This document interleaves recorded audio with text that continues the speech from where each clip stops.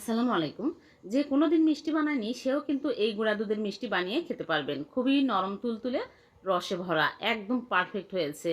এই ভিডিও মনোযোগ দিয়ে দেখলে যে কেউ এই মিষ্টি বানিয়ে নিতে পারবেন। প্রথমে ১ কাপ গুঁড়া দুধ আর বেকিং পাউডার হাফ চামচের একটু কম, ঘি ১ টেবিল চামচ দিয়ে ভালো করে মিশিয়ে নিলাম। তারপরে একটা ডিম ভেঙে ভালো করে ফেটে নিয়েছি। অল্প অল্প করে দিব আর নরম করে মেখে নিব।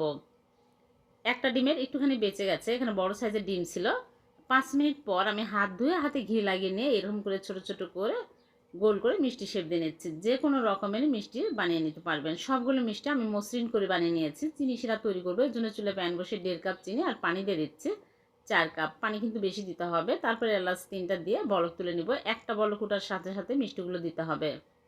সবগুলো মিষ্টি দিয়ে হাই হিটে ঢেকে জাল করব ৫ মিনিট। বেশি জাল করার প্রয়োজন নাই, ৫ মিনিট জাল করে নিলেই হবে। মাঝে মাঝে বাতাস বের করে দিব, আবারও ঢেকে দেবো, ঢেকে জাল